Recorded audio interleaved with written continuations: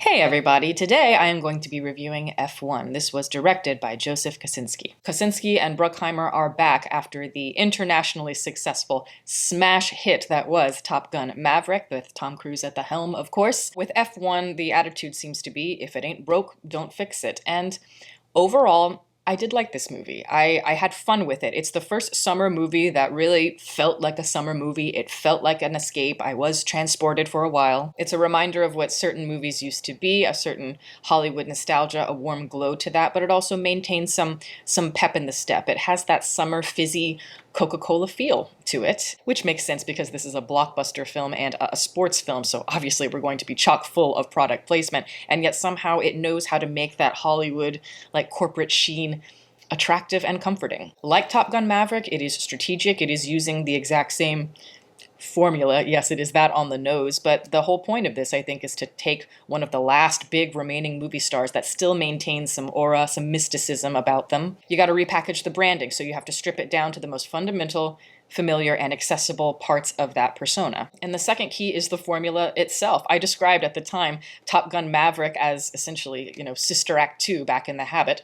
Love that movie. But we have the exact same thing here, except in place of a pilot, we have a race car driver. And Brad Pitt is that race car driver, and he's meant to be, like the old geezer, the grizzled veteran rogue who's going to race, one more time, and he's going to whip all these cocky kids into shape. The idea, of course, being that these kids are going to cultivate some of his wisdom and learn from his mistakes, while he is also facing his own demons, his own flaws, his persona, by learning to work with a team. I really don't understand the criticism of saying something like with this movie, oh, maybe it has a tired storyline that we've seen over and over and over again. And it's like, okay, but every story has been told a million times. On occasion, you get some creativity. On occasion, you get some originality with how it is delivered, but make no mistake, they exist for a reason. To me, it is how you package the formula. That's always what it has been about. And so you have Brad Pitt coming in, and it's like he has this checklist, it seems like, a checklist of character eccentricities. He's described in this movie as like punk rock, or maybe he's like that loose cannon,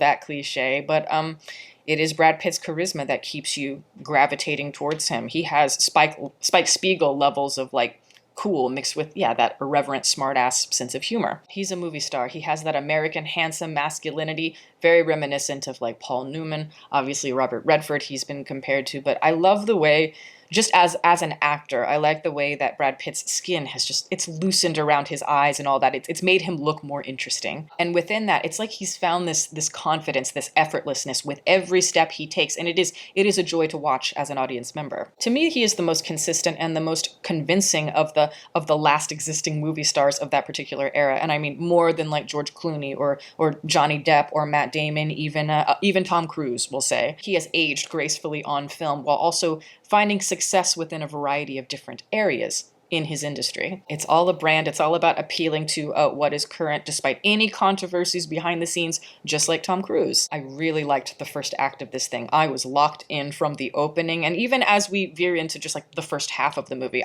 I was enjoying myself. There is a respect for like classical story building early on, where it's like every scene has an objective, there is a process and a payoff. We feel like we're constantly moving in a direction. It's almost like a chef that is trying to, in theory, prepare a really good lean steak. But this filmmaking it's expensive, but it also looks expensive. There's some strong editing in this film and very strong racing sequences. Holy shit. Every race is gripping, and I mean literally edge of your seat thrilling. It's like when a driver turns really quickly, you find yourself kind of nodding to the side along with them, where it's like anytime somebody crashes or spins out, it's like there's a little bit of a wince. I know nothing about cars or anything of that nature, so as a layman, I guess I wanted some of the objectives within the races to be clearer so that we could distinguish them better. It gave me that visceral adrenaline rush that, I'm always craving, but I rarely feel it anymore. And there is a human quality to all of these races. It's like they're really out there. And the quality of just how it all comes together with the editing, honestly, it reminds me of like those old NBC Olympic fluff pieces back when the NBC team was killing it. Go back and watch some of those 2002 Salt Lake City fluff pieces. They are cheesy but committed in the best ways, and this movie has that spirit. A lot of these movies are just so riddled with CGI effects that I feel next to nothing. I feel no sense of being transported, but here, at least, this movie movie gave me a feeling of like right after I wanted to go for like a 5-6 mile run. I'm a workout junkie. So any movie that puts me in that mindset, it makes me very excited. Physical activity, particularly like in a sports environment, it's an obvious metaphor for life. The highs and the lows, both physically and mentally, and the testing of the self and seeing what you are capable of. The way you fight so much within yourself to achieve a certain mental clarity within like a high stress situation, a high level competitive situation. It is fascinating, I think, to study that. Beyond Brad Pitt, the cast here is cool and smooth. I have very little complaints. They serve their functions. They serve them well. I do feel like at times they did like overshoot with some of the talent selection.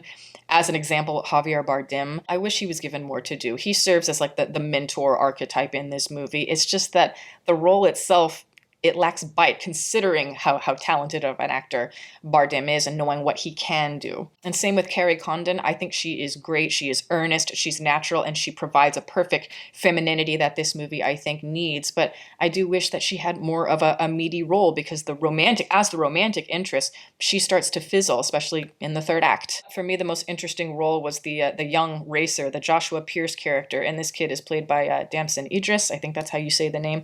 I like this kid. I think he has real cinematic presence. But that relationship with him and the Pitt character, it does have the biggest payoff, where they're supposed to grow together and learn from each other. And to me, that's the real love story. And I don't mean that literally. It's just that the actual romantic love story leaves something to be desired. And this particular relationship, it was just more satisfying. And of course, the cliche, at the point where we do arrive at that moment of mutual respect and admiration between them, it's essentially that classic meme gif of like the zoom and the nod. Where this movie starts to run into problems for me is that, there's a lot of classical archetypal symbols that just aren't applied properly. It's like they're planted in the first half of the movie, but there's no satisfying conclusion. As an example, we build hints of a backstory for the Brad Pitt character, and I don't mind that being more, a peripheral device at all. I don't think we need to go into some like deep backstory with him or anything like that. It's not that kind of film. But to have these serve as like mental barriers or personal obstacles only for them not to materialize in the climax,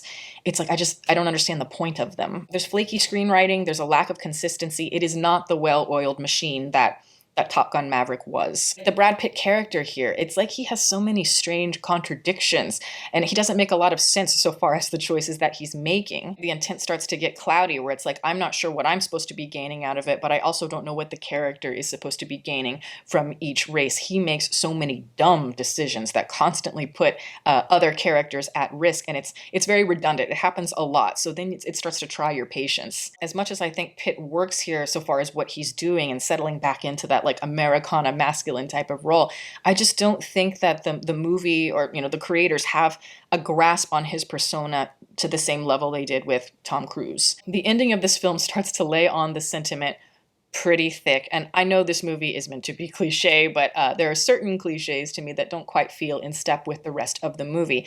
Kind of reminds me of like this hot girl and she's staring at you from across the room, but then she like stares a little bit too long into your eyes to the point where it gets a little awkward. It had like Mr. Smith Goes to Washington levels of cornball in the end with the cheering crowds and everything, but it started to feel like aggressively gleeful. And at that point, I'm kind of like, all right, let's chill a bit. Like I said, I know nothing about F1. I know nothing about racing, but I kind of have a feeling that major fans are going to have some problems with it. Maybe it's too cheesy for that particular fan base to buy into, but like I said, I lean more on like the sports metaphor with just suspension of disbelief. Like a lot of movies this year, this movie gets a little bit lost so far as what it's trying to be exactly, but let me tell you, it has a much firmer grasp on it than a lot of other movies this year. Despite my issues with this thing, yeah, I had fun with it. I do recommend it. You have to see this on the IMAX screen if you're going to see it. I really, just for those car sequences. But that is my review. Thank you guys so much for watching. I'm going to plug my website as always. It is deepfocuslens.com. I'm an artist. I do commission portraits, and I also sell prints of my work.